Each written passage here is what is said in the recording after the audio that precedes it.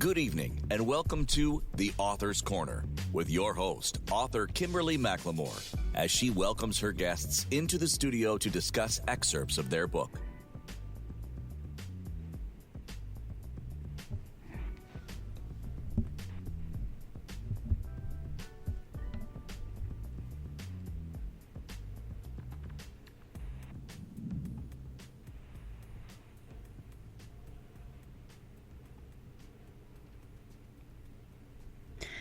All right, good evening and welcome to the Author's Corner. I am your host, author Kimberly McLemore, and thank you for tuning into tonight's show.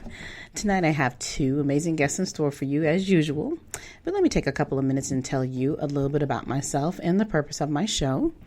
I am the author of How to Be a Success by Just Being You, Are You Living or Existing? The Pros and Cons of Balancing Life, and the 2019 ILO Award Author of the Year for Social Awareness for my book, Memoir, Deception of the Heart, A Real Look into Domestic Violence. I am also the CEO of the Women's Small Business Initiative, LLC, the host of the podcast, Your Resource for Success, also right here on iHeartRadio, and the founder of Author Kimberly McLemore, LLC. The purpose of this platform is to provide new and existing authors an opportunity to tell their story, promote their books, and of course let us know if they have any upcoming events. But let me introduce to you my very first special guest. I have with me this evening Cortland Jones, author of Out of the Darkness, A Journey into the Marvelous Light. Cortland is a 28-year-old veteran educator. During that time, he has taught art, graphic, design, and writing enrichment. He has served in positions outside of the classroom to support school, community climate, and culture change while also teaching youth how to be positive contributors to self, home, school, and community. Cortland is also an entrepreneur owning his own personal business working with youth and adults as an empowerment coach, assisting 4 former clients in becoming published authors. That includes his son, who published his first book in March of this year. Cortland is the co-founder of the nonprofit The Better Place, Inc. and Village Talk podcast co-host with his longtime friend Shawana F. King. Cortland is also the author of 3 published books and is currently working on 2 children's books. So without further ado, please help me welcome to my platform my special guest, author Cortland Jones. Hey, Cortland, how are you? Hi, Kimberly. How are you? Thank you for having me. Oh, it's my pleasure, and it's actually good to hear you. I haven't seen you in a while, so yeah, it's been some months. I know. So, and congratulations to you for all of your success as well. Well, thank you. I appreciate that. But you know what? Tonight it's not about me. We're going to focus on you right now. So I do appreciate the kind words. But, you know, Cortland, I mean, like I said, it's been a while since we've seen each other. You've been on Dr. Sharon's H. Porter show, and I was on the author portion of that show a while ago. But now we're going to be talking about something new. But before we dive, of course, into the book, I would like for you to tell the listeners just a little bit more personally, who is Cortland Jones? Wow, who is Cortland Jones? That's something I had been asked recently. I would say Cortland is he's sensitive, he's empathic, he is passionate about his faith in Jesus Christ, he's passionate about writing, the 4th of 4 children, loves family, loves being an educator, grateful to God for life itself, and appreciative of salvation through faith in Jesus Christ, and just happy to see my children thriving at this stage in their life. I was in reflection today, walking, thinking about God's goodness in preparation for today, and one of the things I thought about was just how grateful I am of where I am in my life. Mm-hmm. At age 52, at age 4, I was a victim of child sexual abuse, so I am a trauma survivor, and to look at how my life has unfolded despite that misfortune, I have a lot to be grateful for. Yes. And after that, I'm sitting here just saying, okay, now I don't know what to say, but I do understand trauma and understand being victimized, and I appreciate your forthcoming and telling that story. So I want to talk a little bit about that because I want to understand your past and how you've come to where you're at today, and then how this all moved you into doing the business that you have, and then of course, and then to leaning you into becoming the author that you are today. So tell us a little bit more about your journey. So at age 4, I was the victim by a family member of, sexual assault or sexual abuse. It didn't happen frequently, but it definitely did happen. And for 20 years, I was silent about it, kept it to myself. I really didn't know, what to do or what to say, especially at age 4. It's just not something you can process. But when I surrendered my life to Jesus Christ at age 24, then all of a sudden I just wanted to share it. I wanted to share the fact that it had happened. So looking back, I felt like I was set free from the experience. I do feel like God wanted me to understand it wasn't something that I chose to happen to me. I didn't do anything to cause it to happen. So I had an understanding that I was, truly a victim. And from that point, I had actually got to a point where I wanted to put it in a letter. I've told this story a few times. I wanted to put it in a letter and share it with my colleagues at work, because I was at the point where I was sharing my faith. I was writing poetry and writing letters to the staff to encourage them. And I felt like God was saying, no, we're not going to do it that way. And so eventually the book was the means by which I was able to share my testimony. But in that time, I actually had students come forward who communicated with me that they themselves were victims of, sexual abuse. And in that experience of students coming to me, I literally felt like what had happened to me was preparing me for the fact that people would come forward to tell me that it had happened to them. And so I felt like God was using me as a source of light for others who were victims of the same misfortune that I had encountered. So I felt now I had a purpose with this, thing that happened to me in the past. So for the duration of my life, I knew it was something that happened to me. Obviously, it did affect me. I was struggling with self-esteem. Growing up, I was very shy, very quiet, kept to myself. But I learned how to listen to people through that. Right. And in learning how to listen to people, that's how I became an empath. Obviously, one of the challenges of that is you take on other people's stuff and feelings, and so that was a struggle. But overall, I feel like all of that prepared me for the business that I have now, the experiences that I had in education, outside the classroom, in peer mediation, helping peers solve their problems. When it was time for me to start my business, that was the model. The things that I was doing in education became the model for my business. These were things that I knew I was good at. I was confident in my ability to do those things. And ever since making the decision to write the book Out of the Darkness, my life has changed dramatically.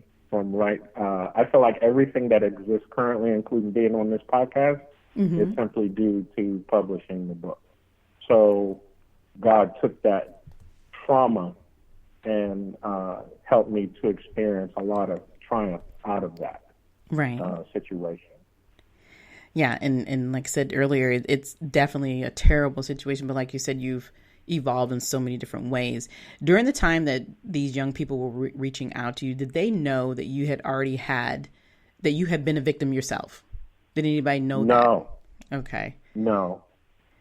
The very first person, it's funny, I still keep in touch with her today. I was still in the classroom, and I was getting ready for the day, putting my warm up on the board, and she came into my classroom. Good morning, Mr. Jones. How you doing? I just wanted to let you know I was sexually abused as a child. Like, that's Wow. literally how she greeted me. Of course, Wow. I didn't know what to do at that moment. But eventually, a friend of mine from church and I went over to her house, and we shared the ministry of Jesus Christ with her.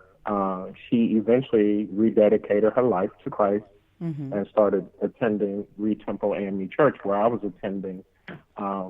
I learned more about her, and at one point, she confided in me that she actually had attempted to commit suicide, but it didn't work. And I told her over time, I said, to me, it would seem as if your blessing is the fact that you are alive, considering that you actually wanted to kill yourself. I said, though life can be difficult and challenging, I said the fact that you're alive is a gift itself. It's a blessing. She, has since had children and continues to this day to give God praise and thanks for who he is, and I'm grateful to be a part of her life. So that was just one instance of the blessing of, being sensitive to that reality and seeing God use it as an opportunity for me to minister his grace and the message of Christ. Well, the thing that I find so interesting is that as you're telling these stories and as more and more children are coming to you and just booting out the fact that this is what happened to them, did you also, during the process of as you're engaging with them, truly start to understand a little bit more about who you were? I think in that's part of what happened. The opportunity to seek to be a blessing, as I'm sure a lot of us have experienced, you get blessed yourself. It was just the overwhelming fulfillment of seeing something that created trauma for me was creating liberty for someone else. There's another student I keep in touch with through social media, and I remember the day she shared, and I told her, don't do what I did. When I was a child, I kept silent for a long time, and I would encourage you not to do that. So I was able to share that as well. This isn't something you should keep to yourself. And I could see an immediate change in this particular young lady just from being able to share it. You could see a load had been lifted off of her. And so I was grateful, obviously, just for that. Right. Because a lot of times, and a lot of times when we're being, when we've been traumatized and been through some very negative things in our lives, that we always think we're the only ones.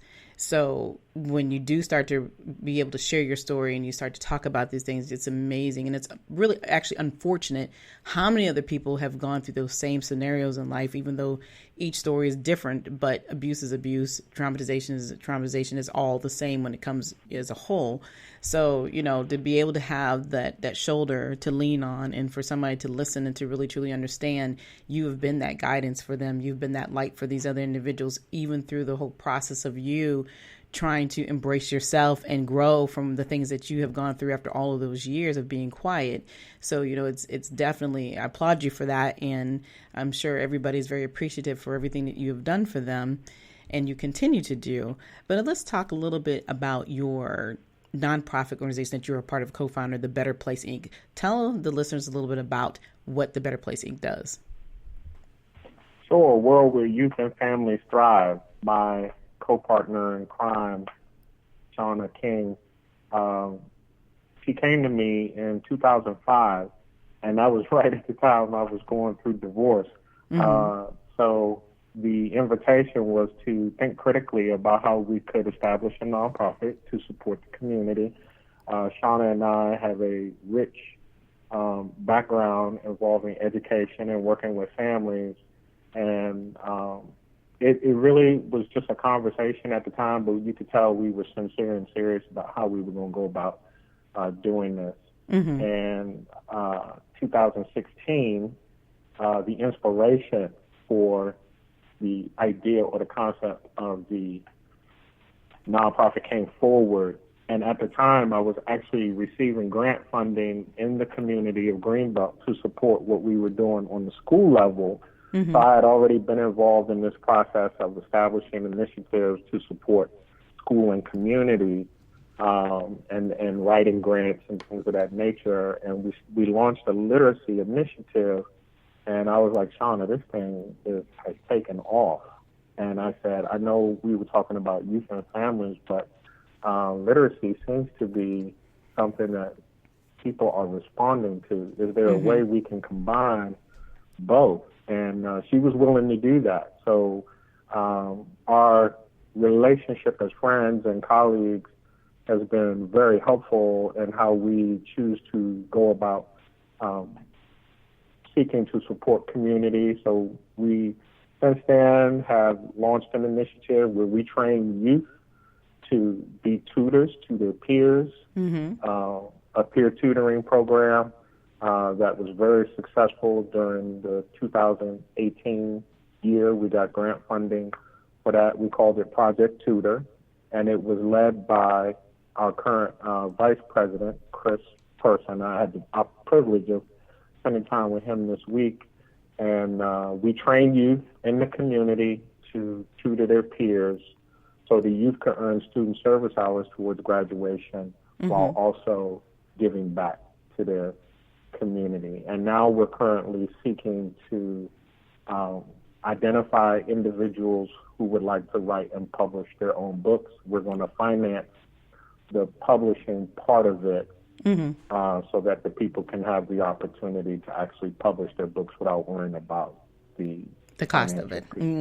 Wow, that's awesome. Well, congratulations on that. That sounds wonderful, and definitely, there's so many people out there who want to tell their story, don't know how to do it, don't know where to go, and you guys are offering them something that, like you said, they don't have to worry about the background per se. They can just actually be that author and do what they need to do. So that's excellent.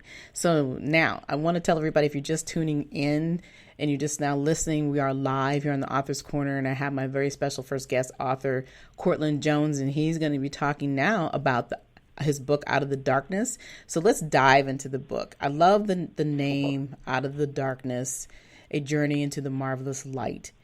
Where did that name and that title come from?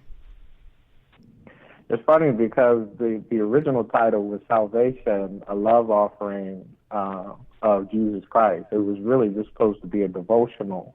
And in the process of sitting down and really wanting to make sure that this was something that was God directed and not me, Out of the Darkness became more of the understanding on this journey, because at the time I was writing it, I was going through divorce, and I wanted to get to what I designated as my better place.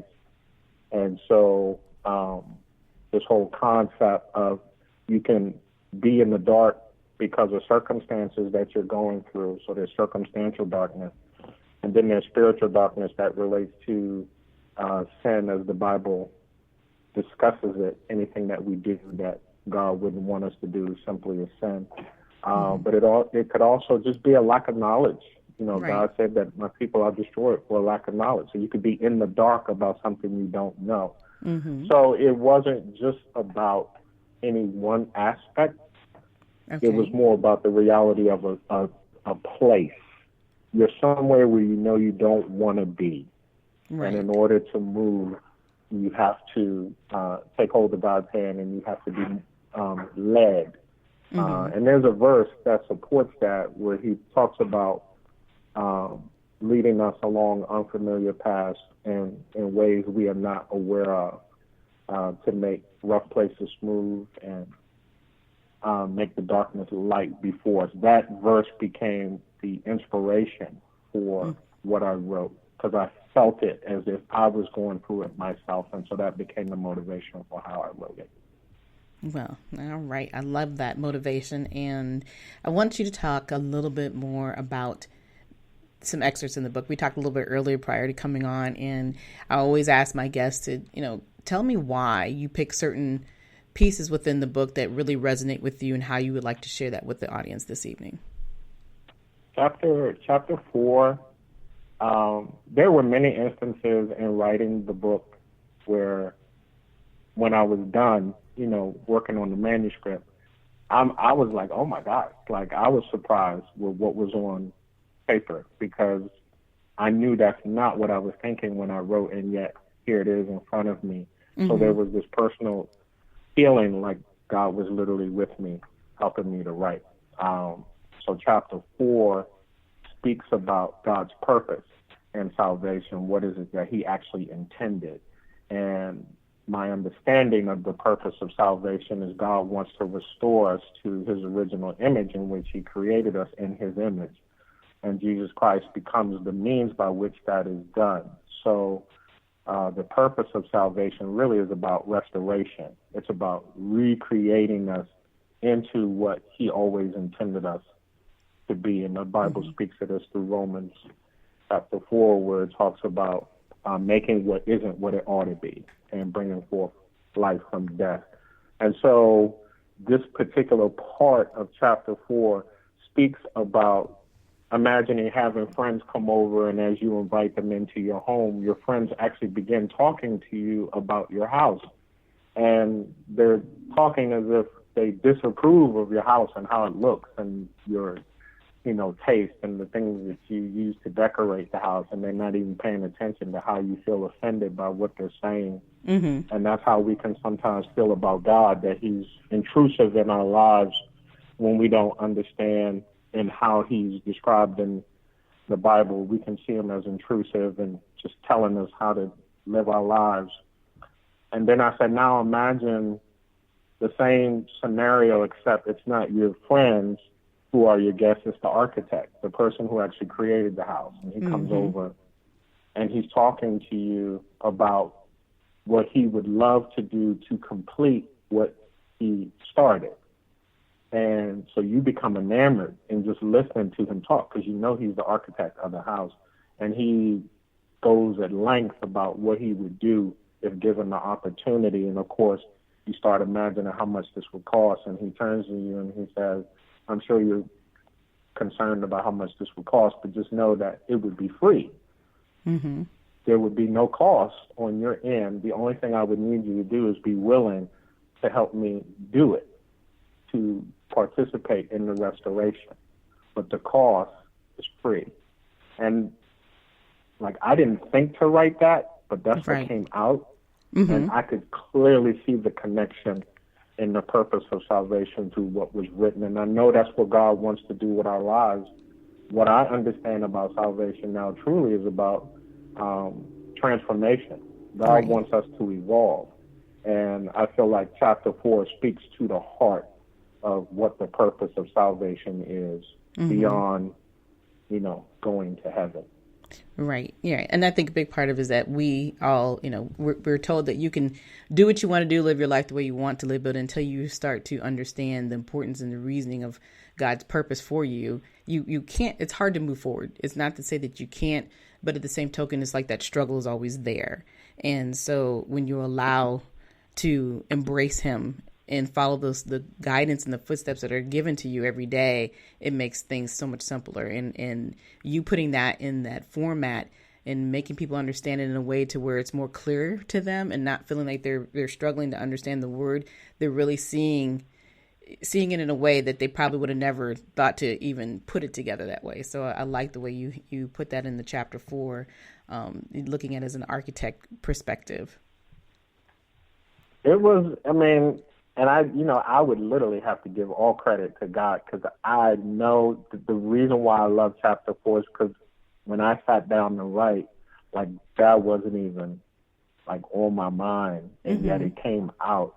And for me personally, the book took 9 years to write, and it was truly an experience where I literally felt like I was having an encounter with God and writing it. And chapter 4 speaks to that, because I know it's not what I intended to write, and yet it ended up, on the final cut. And so it really changed how I felt about my personal relationship, because once again, I was going through divorce. And so to have this encounter with him while I'm going through this dark period, even within the last few months, God reminded me the whole time you were writing that book, your bills got paid. There were things that were happening that were just like crazy as far as what was going on in my life.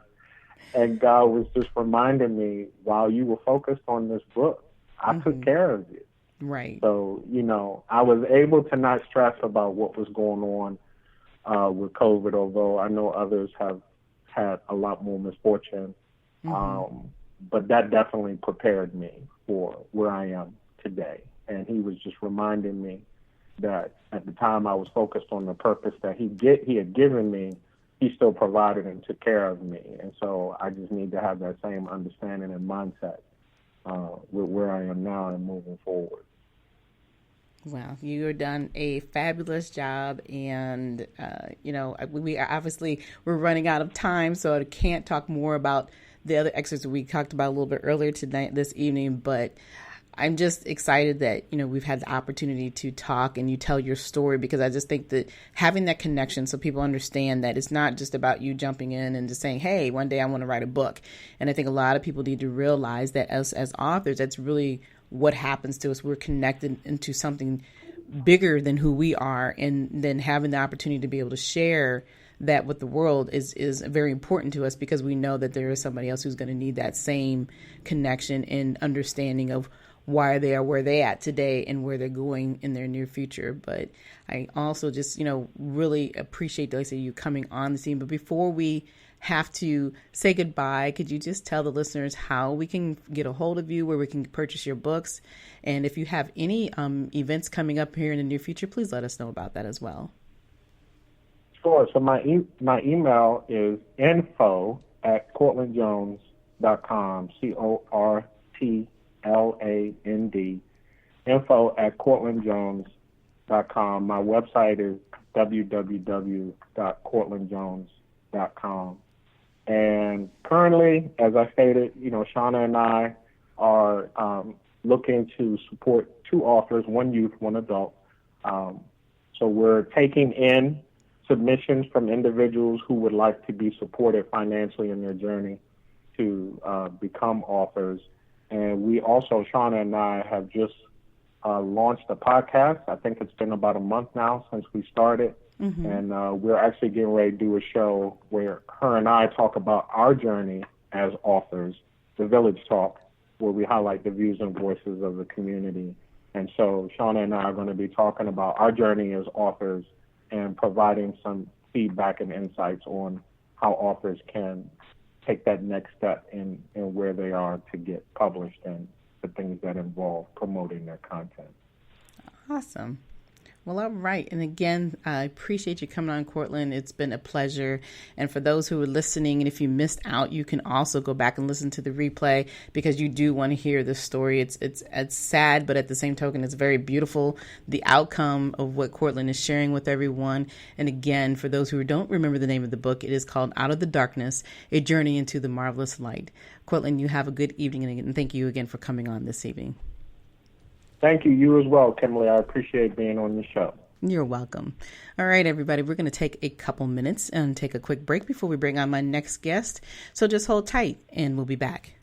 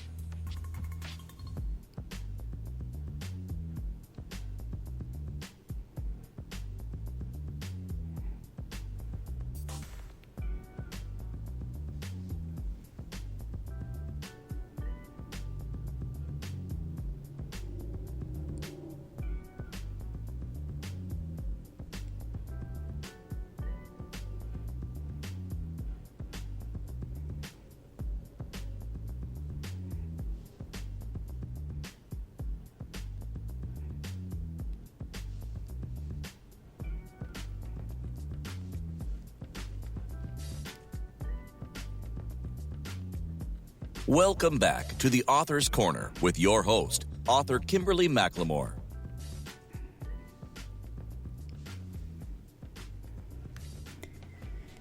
All right, you guys, we're going to be waiting here for a second, and we'll be talking to my next special guest here.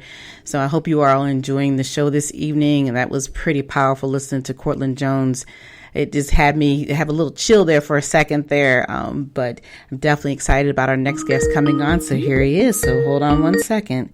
All right. And like we said earlier, welcome back to the show. I am Kimberly McLemore, host of Author's Corner. And let me introduce you to my second guest. All right. And my second guest is Demetrius Walker. He is the author of Rock Money Moves. And better known as Demetrius Meaty Walker, born in Miami, Florida, is a self-published author, married with one daughter and two stepsons. Demetrius strives to be a mentor to the young boys growing up in the inner city. Through his books, he hopes the younger generation will gravitate to reading more regularly. Demetrius released his first published novel titled Rock Money Moves. His gift for writing and telling stories started while serving time. For years, Demetrius tried to land a publishing deal. After landing one, he opted out of the contract after realizing the publisher did not have the right intentions when it came to his books. In November of 2019, he released his second novel titled City Girls, The Come Up. So, without further ado, help me welcome to my platform, Demetrius Meaty Walker. Hey, Demetrius, how are you? Hey, how you doing? I'm doing good. How are you? Don't get shy on me now, okay? Are you ready for this tonight? Yes, I'm ready. All right. Well, welcome to my platform. Welcome to the Author's Corner. I'm excited to talk to you and hear more about your story. But before we dive into some of these interview questions, why don't you just tell the listeners a little bit more about who you are personally? Okay. Well, I would like to say that, I'm a changed man. After serving time in prison, I realized that wasn't the route for me, and I came home and I became a better person. I've been working. I've been home 5 years, never been back incarcerated, never been any type of activity with the police. So now I'm writing, trying to get my message out there to the world, and just trying to do positive things.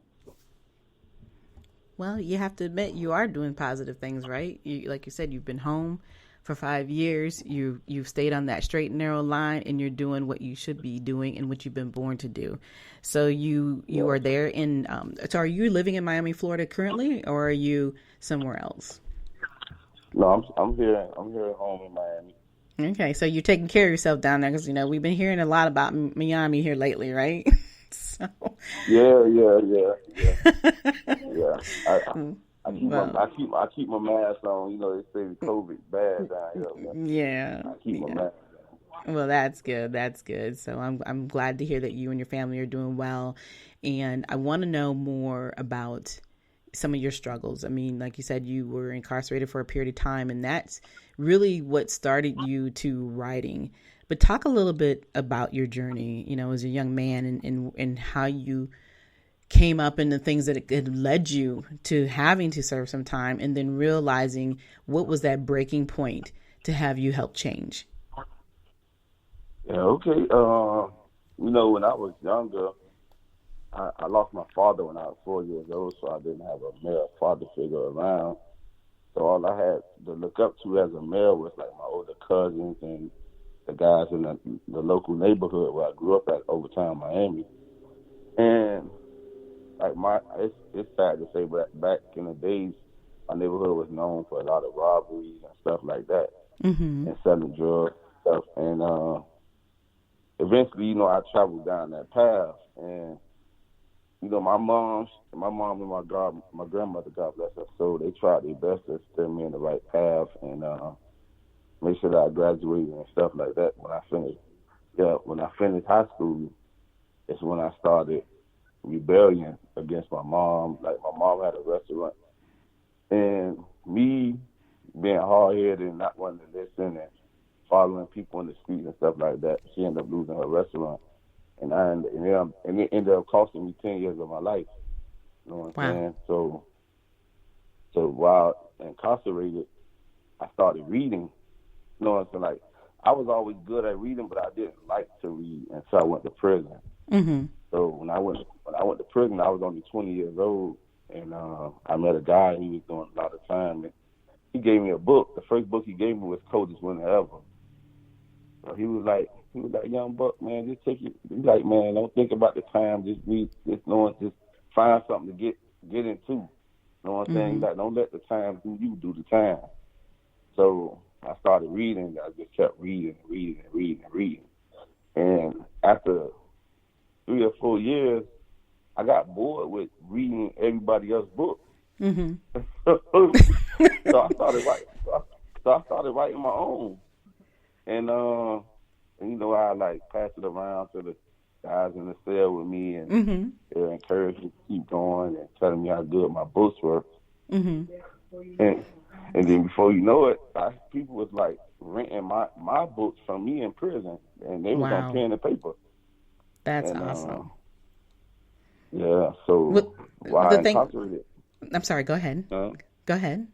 No, like I was saying, like while incarcerated, one of my friends, he got out of prison, and he had introduced me to an author named Dana Cardew, and she was starting her own publishing company, and she linked up with me in prison, and that was going to be the first time I published a book, and I was still incarcerated at the time. Wow. But I'm sitting here listening to your journey, and even though it started out very rough and you had to spend that time, but the thing that amazes that the two things that connected me here was the fact that you said that you were good at reading, but you hated reading. And then it's like you had no choice to sit still and to start reading. I mean, you had a choice, but you made the better choice. You picked something that you could gravitate to, and you gravitate. And then the part that was obviously, funny was that you're like, I'm tired of reading everybody else's book, so let me tell my story. So writing down and talking about and telling your story, and whether it's true or not true, was this a good healing piece for you? Yes, it was. Like it was like an escape for me, because it's like I can visualize my own pictures. So I didn't even realize I was in prison no more when I sit down and write my own books. Mm-hmm. So I wrote for years and years and years and years. So when I finally did come home and self-publish my book, a lot of the authors were like, wow, like you're a new author, but your rough drafts are good. You know what I'm saying? But I had so much practice because of the time I spent away. Right. You know what I'm saying? Right. Because you learned a lot of who you were, how to do things. It kind of, like I said, you gravitated to it, but then you took it to a whole different level. And so when people started to look at you differently, how did you embrace that? Oh man, like when I sold my first book, I ain't gonna lie, when I got my first paperback book and I was attempting to sell it to somebody, I was kind of nervous because I was like, how am I gonna sell somebody this book? Like I'm not a known author, nobody knows me, and I just when somebody brought it, and then it was just beautiful. It was just beautiful from there, and like now it's to the point when I walk around my city and people know me as the author. That's right. So it's like they're like, oh, that's author right there. Like when I go to the local script clubs, and I go to the script clubs too and sell my books. You laughing? I do. I swear. It don't matter where you sell it. Look, green is green, right? Yeah, and I'm like, I done had a lot of authors ask me like, how you just came out, like you got like thousands of pictures with people with your books. I'm like, yeah, because I go to places where people drinking and they like feeling good about themselves. So I go there and I sell myself and I let them know I'm a new author. I'm from the city and they support me. You know, everybody support me. It's just beautiful.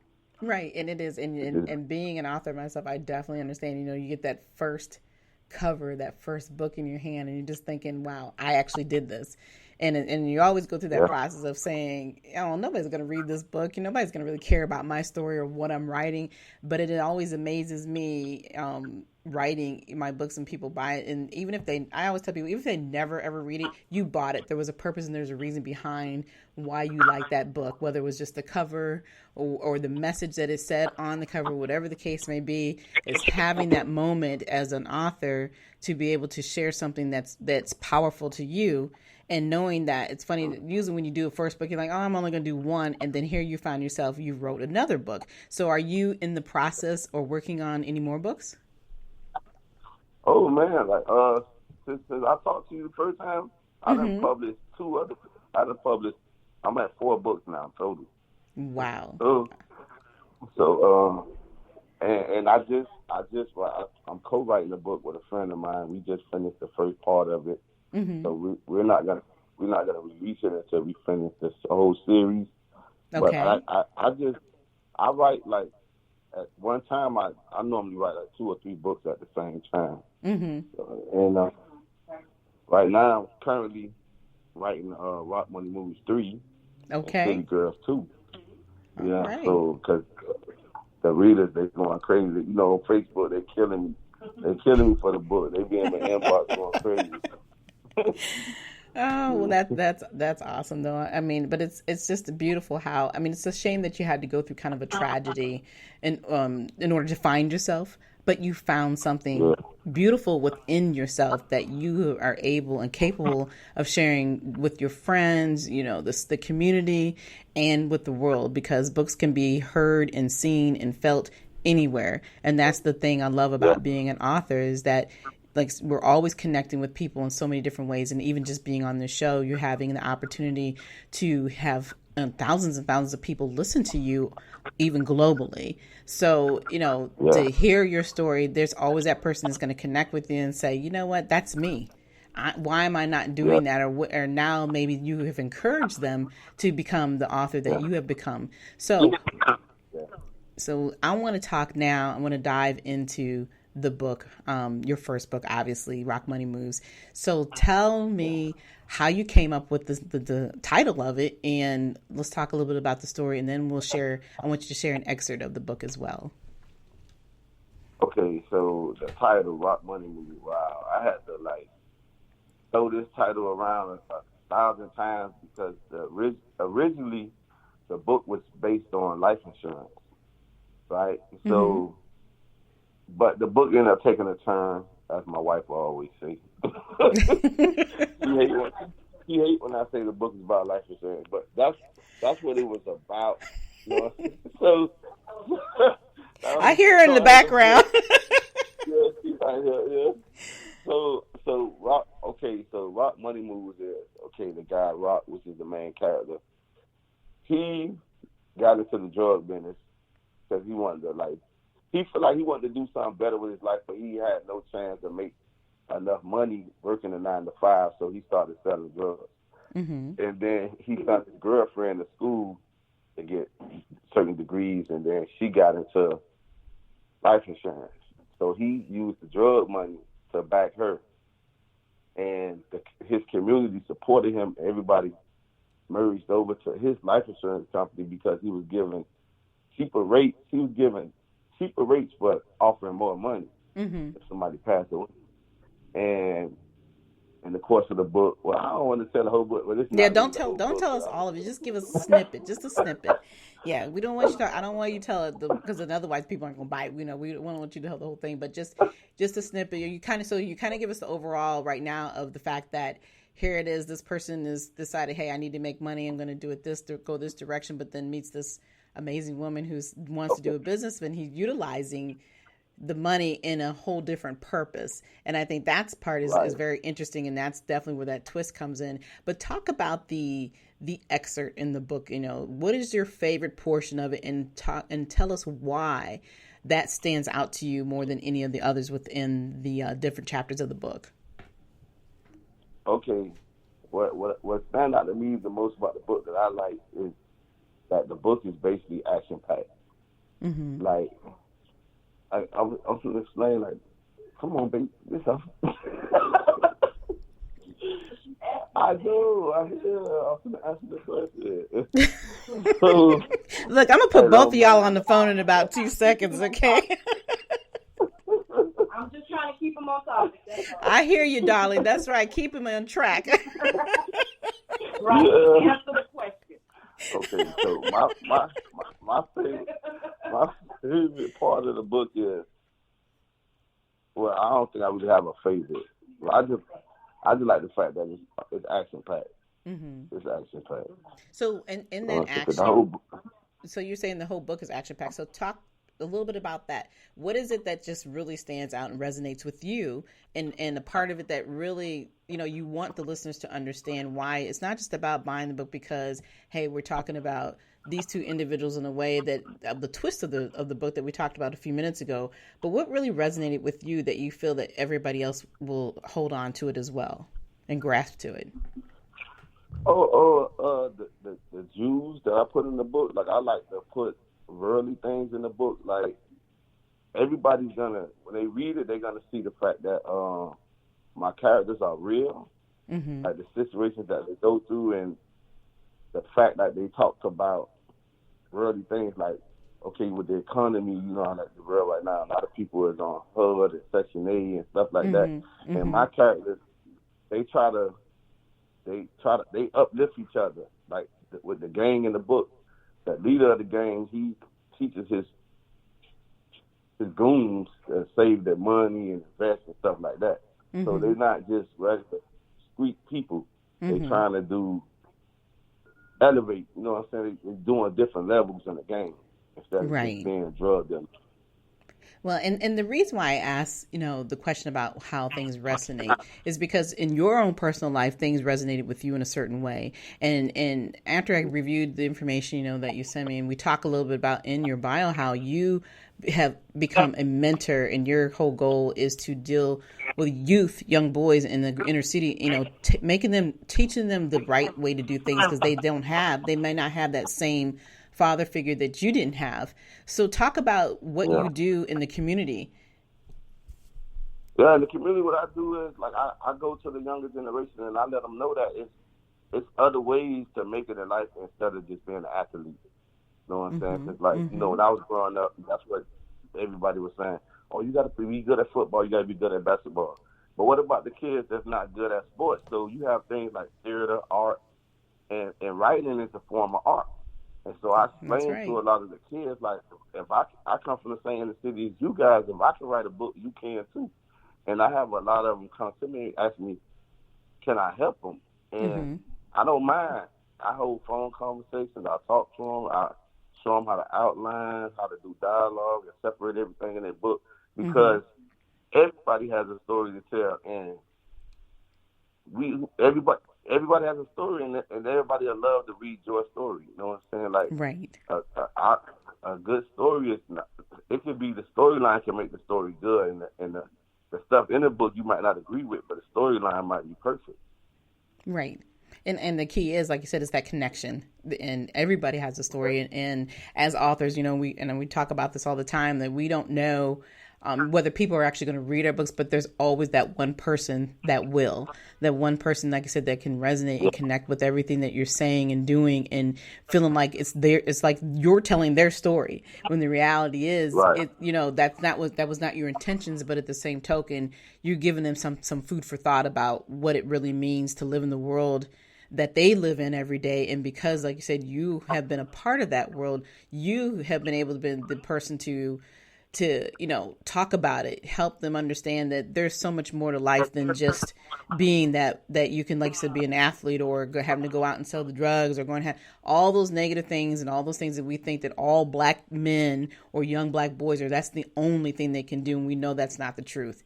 But it's really truly understanding who you are as an individual. And even though it may have taken you some time, you literally had to go back to your roots. You had to go back to realizing what you actually did enjoy doing. And then you made that something special. And now you're teaching other people that it can also be very special for them, because there is a way out. Life is different. You can't help from where you come from, but you can certainly make a difference of where you're going to in life. And you've proven that, correct? Yes, I did. Like, my family, they brag on me all the time because people come home and be like, oh, they can't find a job. I held the job down since I've been home from prison. And I don't have manager positions, and everything. I don't let my background define who I am. Right. You know what I'm saying? Like, and that's the key. when people, yeah, so when they see me as a stand-up guy and an author. I promote myself as an author everywhere I go. Mm-hmm. Everywhere I go. And you should, because that's what you are. And like you said, it's not about where you came from or what you did. It's who you are today and what you continue to do and how you continue to grow and uplift others in the process. But before, we still got some more time. And I want to talk a little bit about the other book, City Girls. I know you said you have another version coming out, but kind of give us some insight about what City Girls, the come up, is about. Oh my God, now that's my baby. City Girls, the come up is about 4 girls that grew up in the group home, right? Mm-hmm. And I chose the topic to write about the group home because other people don't talk about what goes on in the group home. Mm-hmm. I never been in the group home, but I know I have met a lot of people that have been in the group home. So I decided to write a story on it. Mm-hmm. And I chose to write about 4 different girls because each girl has their own personality. So some women get out of the group home and they lost because they never was around the world and they never saw anything. So they get out, they go to drugs or go dancing in the strip club. Like some of them just can't find their way. Right. So, so in my story, I talk about 4. Like I said, they have 4 different personalities. So each person goes through different trials and tribulations once they get out of the group home when they turn 18 years old. But the 4 girls, they bond a pact and become sisters, and they vow to take care of each other and be there for each other. And, they go through their things, and not want to get too much of the book, but it's great. Well, you sound excited about it, so it must be really good. And I like the fact and the theory that you're taking and utilizing that a group home. Like I said, I don't think I've heard anybody really talk about a group home in the way that you're talking about it. So to have the characters that you're having, to display what happens and how these ladies are moving forward. And then, of course, like I said, you got the next version coming out. So it sounds like it is a amazing book, and it sounds exciting because I could just hear it all in your voice. Because that is your baby, you said. So well, yes, it is. Because like City Girls is mainly the reason Rock Money Movie is doing so good because like I wrote City Girls because I know it's a lot of females that read like ebooks. Mm-hmm. So I wrote that book to grab the female audience. Right. And when they read it and they saw how good that I wrote, they went backwards and got the Rock Money Movie book. So, awesome. City Girls is my heart. Well, see, like I said, you have a gift, and your gift is sharing with everybody, and that's the beauty about it. But I'm going to ask you another quick question. So, Demetrius, how did you come up with the name Demetrius Meaty Walker? What does the meaty mean? Oh man, I got the name Meaty comes from my great grandmother. Like when I was a young child, all I liked to eat was meat. I ain't like to eat like rice and carbs and that. I just wanted meat on my plate. So she used to call me Meathead. Yeah. She called me Meathead, so it just stuck with me. So now oh my goodness. Oh. All right. That's pretty cool. Well, I'm excited to, have you come on this evening and talk about your journey because, like I said, even though you've had some negativity there in your journey, it doesn't matter. You've taken that negative and you've brought it to light and you're in sharing it and, teaching other people that there's so much more in life. That to me is the most important thing. And I always love these type of conversations because like I tell people, we are still human beings, whether we're authors or not. We have our journeys, our ups and downs, and it's being able to get people to understand what it takes to be the author that you are and all the processing that comes with it. And I'm sure you've definitely have learned that journey, because being at the time when you were writing your first book, being in prison, you didn't have all the tools that most people would have here on the outside in order to understand how to write a book. So you've literally understand every step that it takes, to become that author. Yep. And I'm sure you hear that question all the time. Well, how do you become an author? I hear that probably 20 times in a week. It's like, big part of it is you have to write, and the rest of it, we can teach you, but, you are definitely taking it to the next level. And I'm very, very, excited for you and proud that you have taken the right steps in your life so that you can also, show your family what it really means to be the man that you are today, and how they can be also your two stepsons be the man that they should be as they're continuing to grow up. So, but I do want to ask you, do you have any events coming up, whether they're virtual or in the near future? I know with all this pandemic stuff going on, are you looking out into, having anything coming up soon? No, not right now. Probably my next event probably be next year. Okay. But I don't think I'm doing it this year. Okay, well, you definitely need to try some virtual, though. So, keep your name out there. Let people see what you're doing. Get on Facebook Lives and talk about your books. You got this. Yeah. Tell them where they can tell them where they can buy the book. That's the most important part. Tell them their story.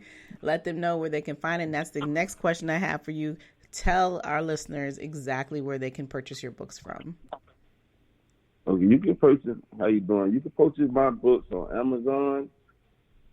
You can follow me on Facebook at Author Demetrius Walker. I also post my links on my page. I have a page called Miami Street Lit, where you can find all my books, my upcoming, my sneak peeks. You can also find my books on Instagram. Follow me at Meaty252 yeah, pretty much. They there. Amazon. Got 4 of them. Look me up on Facebook. I gladly send you a link. All right. Wow. Well, again, it has been my pleasure to have you on this evening. And, you continue to take care of yourself and your family there in Miami. Be safe. Yeah. And, like I said, I'm definitely very proud to have you on. And hopefully I can have you back on in the near future, and probably next year, so we can hear about your new books, since you've got a whole series coming out, you and your co-author. So keep in touch with me, all right? Yes, I will. All right. I appreciate you too, Ms. McLemore. I appreciate you. You're welcome. You're very welcome. It's my pleasure. Definitely my pleasure. Mm-hmm. And for everyone else here listening in, as you just heard live, I had Demetrius Walker, the author of Rock Money Moves. And of course, he has many other books out there that you can look up and find him on Amazon or look him up on Facebook. Please support this young man. He is doing his thing. I'm excited that he has continued to move forward in his life and helping others as well.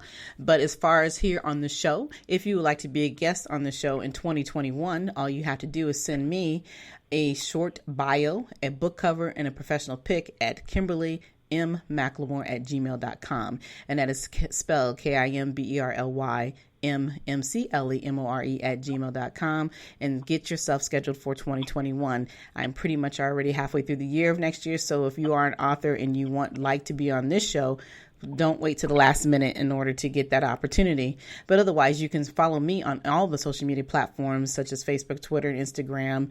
And also you can follow through the Women's Small Business Initiative YouTube channel with all the shows are on, whether it's this show or my other 2 podcast programs.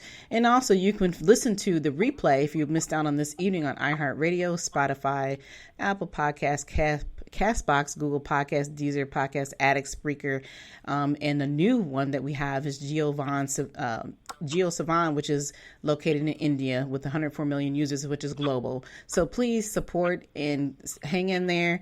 I hope you enjoyed this evening's show with the 2 amazing authors that I have. But until next time, we'll talk to you next month, and have a good evening.